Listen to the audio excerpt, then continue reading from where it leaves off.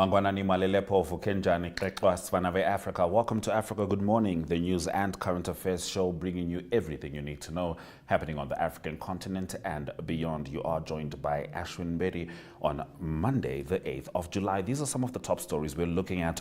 West African bloc says it risks disintegration if junta-led states leave. And Gaza displaced, doubtful on ceasefire as the war marks 9 months. And Starmer, the new UK Prime Minister, confirms that Rwanda deportation plan is dead. Follow all our programs on DSTV 285, GoTV25, OneUp2.com and Network Media Hub on YouTube. We'll also be talking to Talent Gore as she brings us the latest news stories from Zimbabwe, and Ari Hohad will bring us the sport. This is Africa Good Morning. Top stories after the break. Welcome to My.NA Cars, your ultimate destination for everything automotive. I am your host, Diana Master. Teamwork makes the dream work, right? Discover the latest models, innovative technologies, and expert insights from our passionate hosts. Learn essential maintenance tips and get exclusive behind-the-scenes access to the automotive industry. Don't miss My.NA Cars on NTV every Thursday at 2100 hours. Tune in and ignite your passion for automobiles.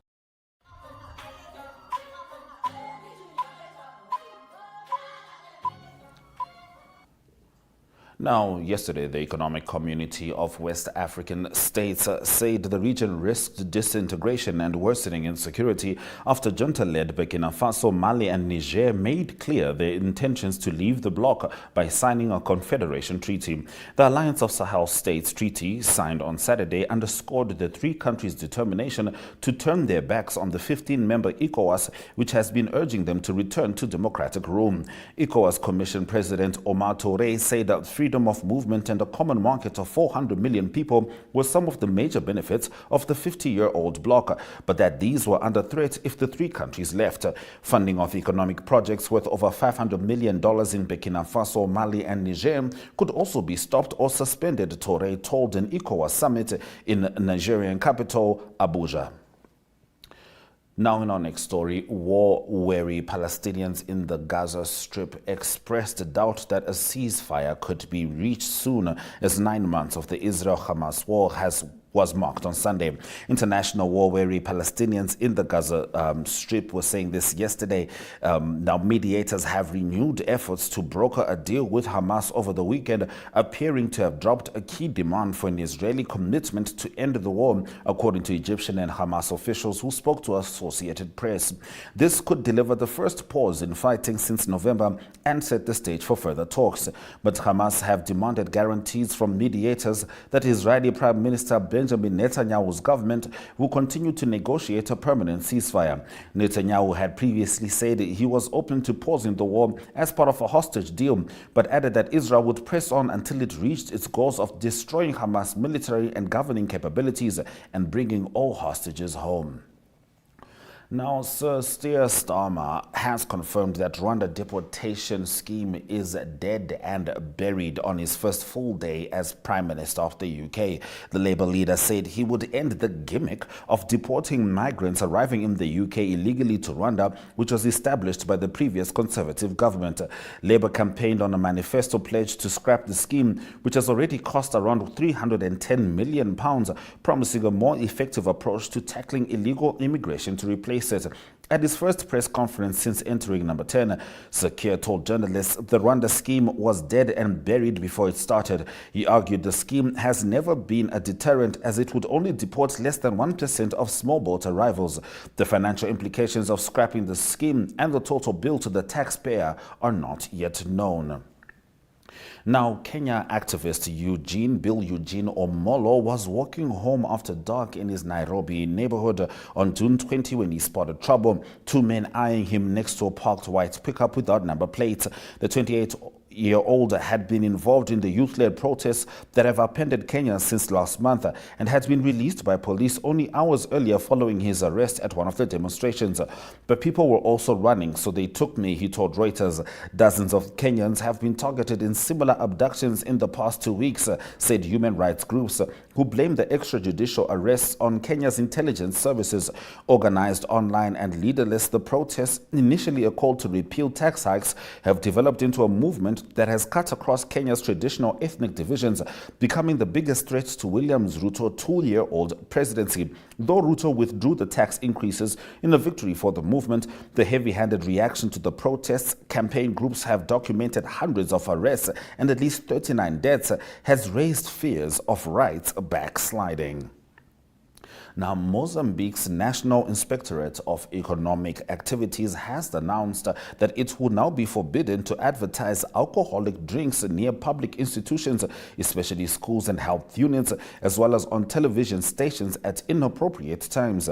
INAE's National Director of Education, Sport and Culture, Leonore Mabutana, made this announcement in a press conference in Maputo. According to Mabutana, this measure aims to stop advertising alcoholic drinks to minors, claiming that there has been a recent upsurge in the consumption of alcohol by children. Even though the sale of alcoholic drinks to anyone under the age of 18 is illegal, enforcement activities began on 26 June throughout the country, said Mabutana. Advertising should not be available anywhere, especially to minors. You are still with Africa. Good morning. As you know, we like to decentralize the news, making sure that you get the freshest stories on the ground. And thus, we'll be talking to Talent Gore as she brings us the latest news from Zimbabwe shortly. Neo Paints has established a 67-year Namibian legacy, creating personalized paint solutions that blend quality and innovation for the Namibian people. We pride ourselves in being a 100% Namibian-owned company, investing in our country and our people by employing and empowering true Namibians. With every brushstroke, Neo Paints commits to our quality guarantee and always delivering a coat of excellence. At Neo Paints, we always stay true to our country. We are as Namibian as you.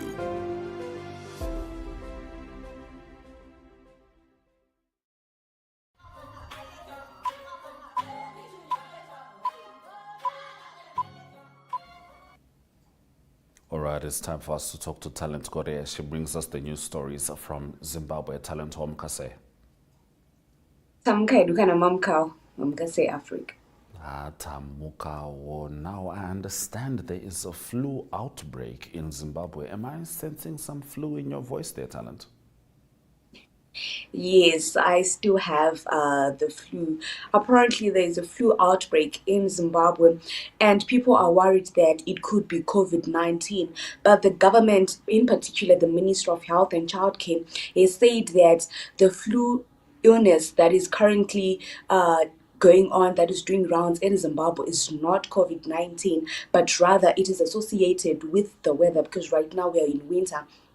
So it's just a common flu. They said that it is the influenza A, but it is not COVID-19. The government has also said that one can protect themselves from the current flu bug that is in Zimbabwe by getting a jab, a flu jab, but it is not COVID-19.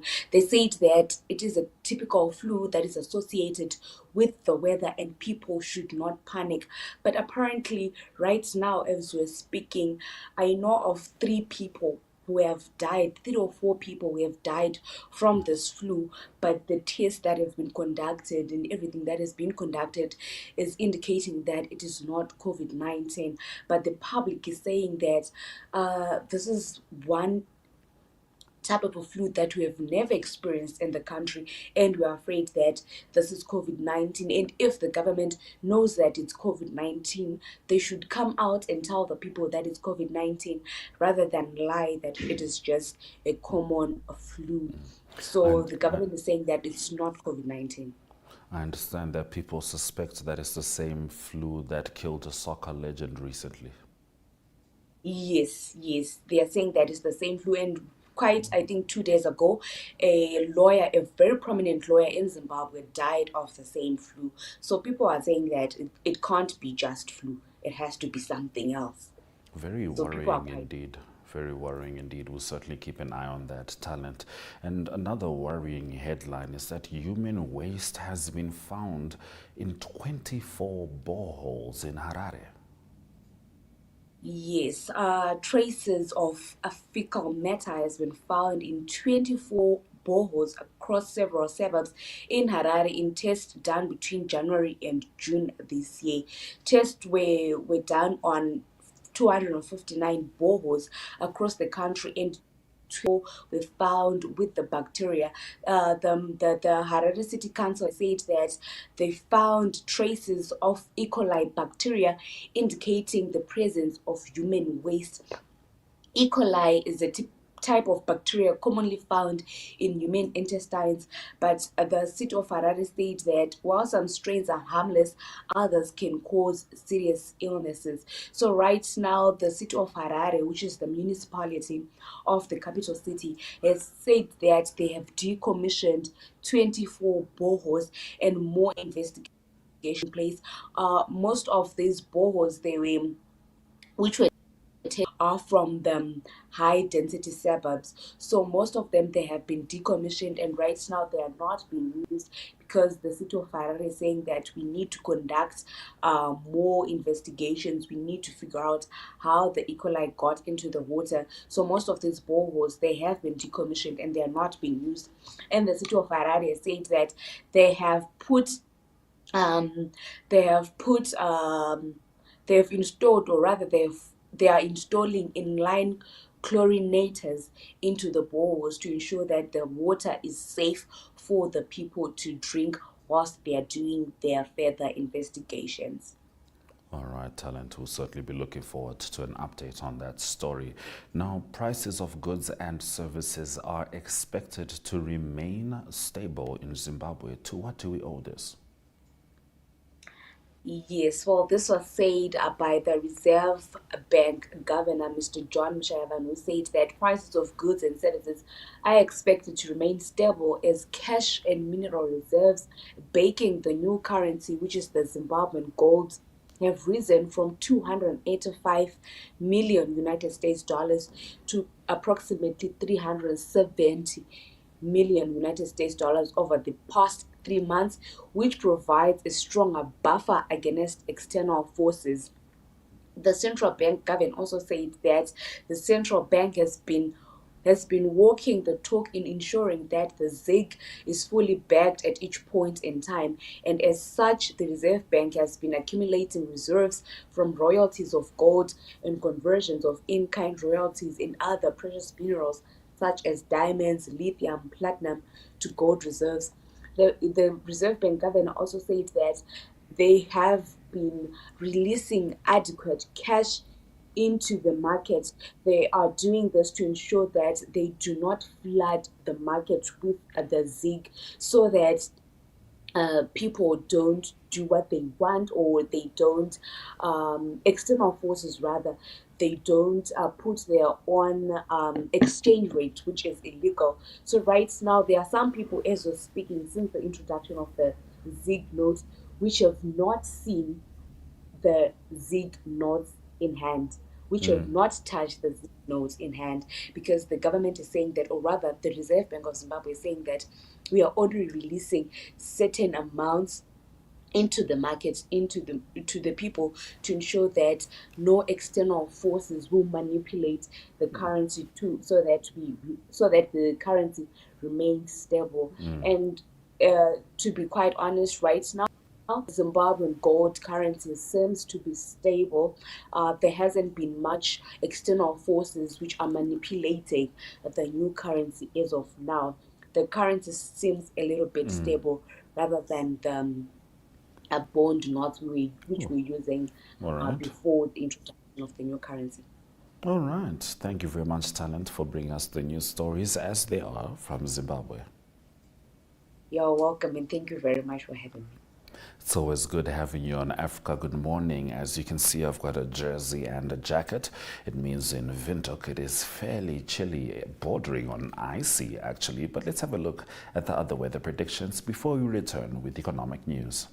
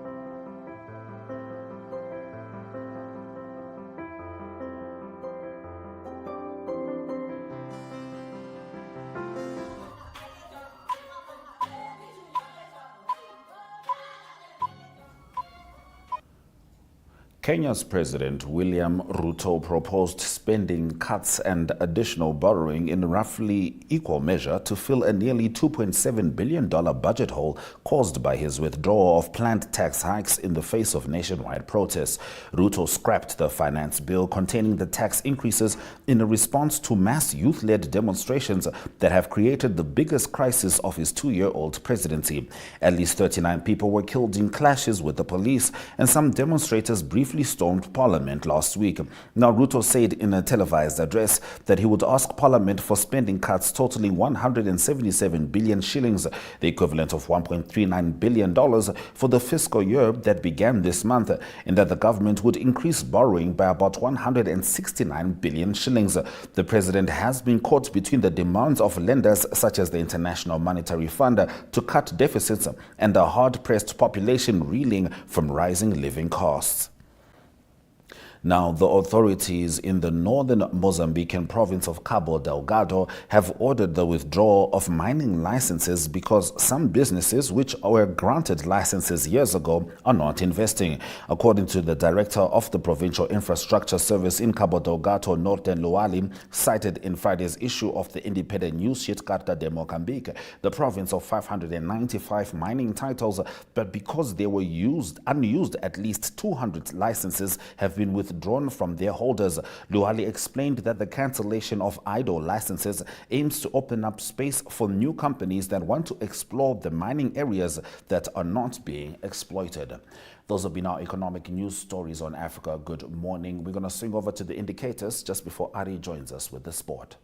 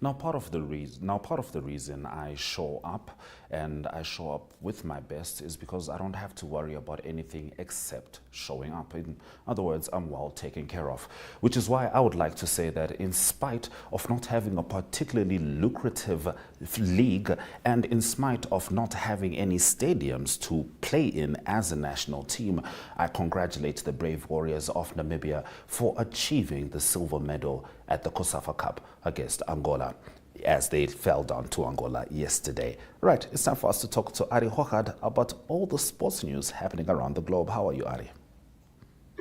Yes, a very good morning. Yes, the brave warriors continue to make us brave. Like you say, there's a lot still needed to take that next step. Hopefully the people in charge will take care there. But let's talk about Euro 2024.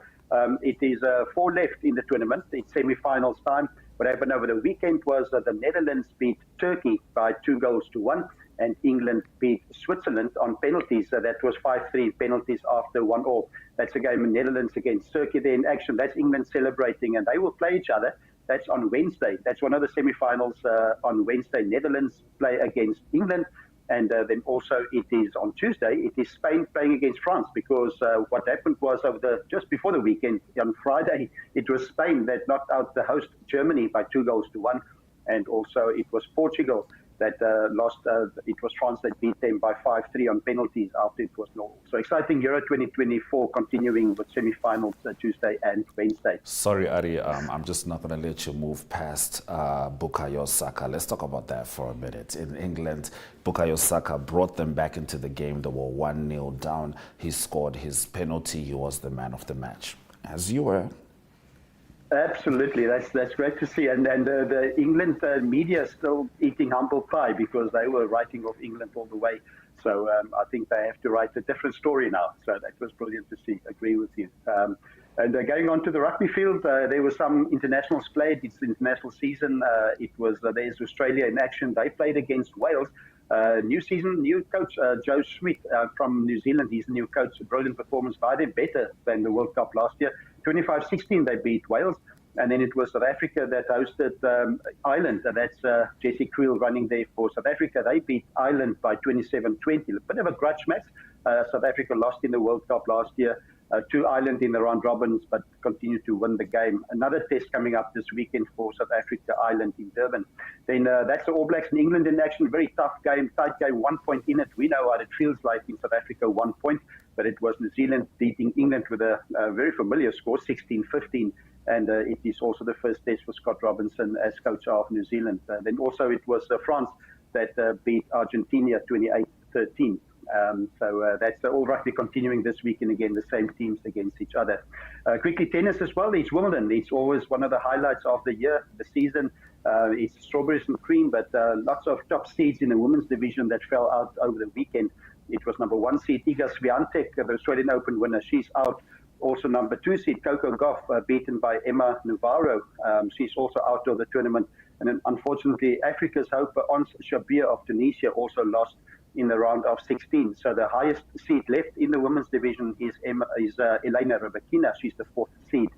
Better for the men, number 1, 2, and 3 seeds still in the tournament. They through to the quarterfinals.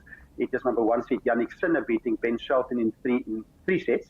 Number 2 seed Novak Djokovic, besides a knee injury, he's through. He beat Alex Popyrin in 4 sets. And it is also Carlos Alcaraz also through, beating Hugo Huberts. So the top 3 in the men will fight it out this week to see who can play in the final on Sunday. Then to close off a brilliant performance, that's one of the highlights of the weekend. It is Lewis Hamilton winning again. There is proudly with his flag winning the British Grand Prix for the 9th time. His 104th career victory. That is amazing. And there was 164,000 people at Silverstone. That's on the podium. It is proudly Lewis Hamilton there winning. Max Verstappen second, Lando Norris third. It was a gripping, exciting Grand Prix. It was raining now and then. It was strategies from wheel changing, but Lewis Hamilton showed his class. Also in the cooler weather, the Mercedes-Benz came to light. And it is Lewis Hamilton on the winner's podium again. Great performance by him. And on the points table quickly, Max Verstappen now 255, Lando Norris 171, and Lewis Hamilton coming up to 110 now with that win for 25 points. So that's the international sports news for today. Hope it's a great sport day and sport week, and we talk sport throughout the week. We continue that with international sport. Absolutely. Thank you very much, Ari. And in Namibia, we are absolutely looking forward to Velviches clashing with Portugal this Saturday right here at the Hage Geingob Stadium. Stay with Africa Good Morning as we say goodbye after the break.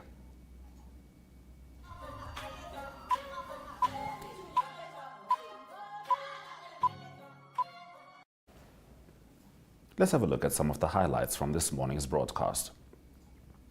West African bloc says it risks disintegration if junta-led states leave. Gaza displaced doubtful on ceasefire as the war marks 9 months.